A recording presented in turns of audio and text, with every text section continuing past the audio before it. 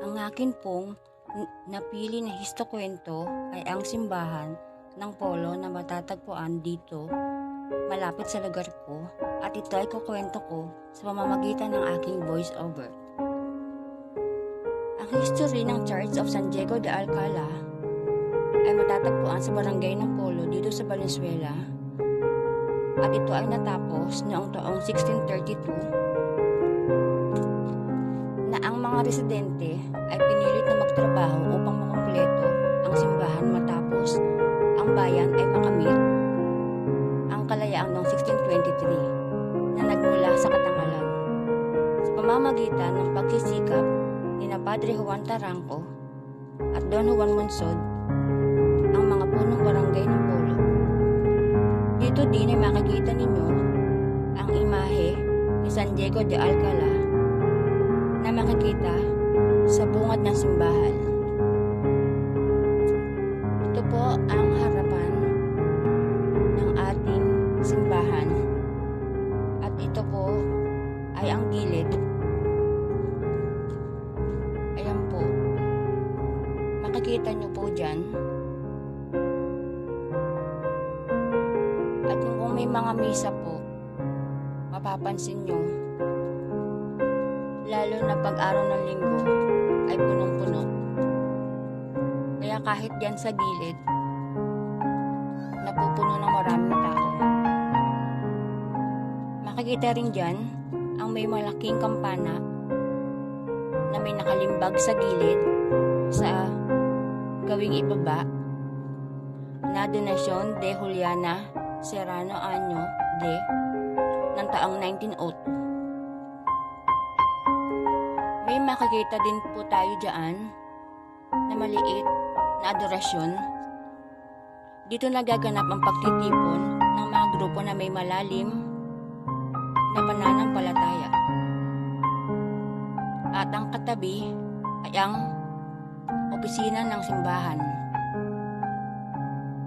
Ito naman po ay isang maliit na grotto na makikita rin po sa paligid ng simbahan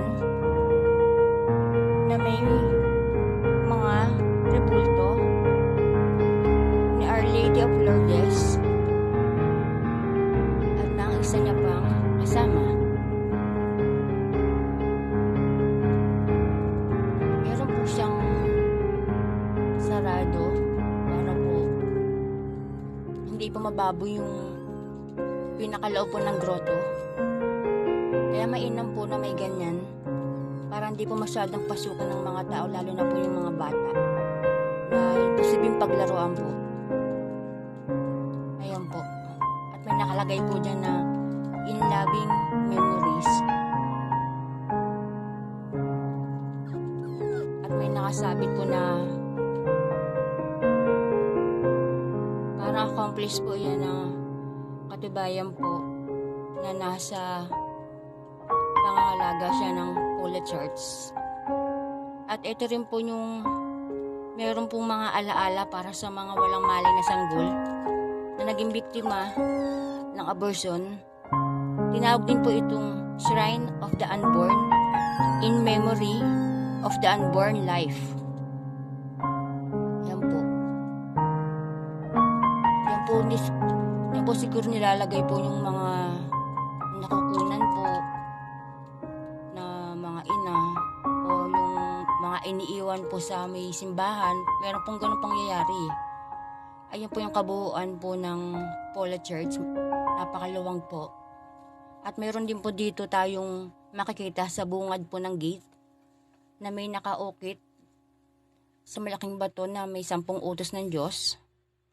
At meron din po sa gilid, sa gawing dulo ng mga santo na sina Our Lady of Holy Rosary, nakarga si Jesus at si Saint Michael de Arcangel, si Santo Niño at si Mama Mary.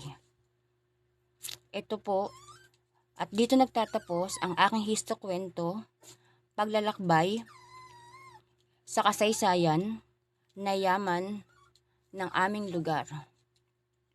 Sana po ay nasayahan kayo sa aking maikling histokwento. Maraming salamat po.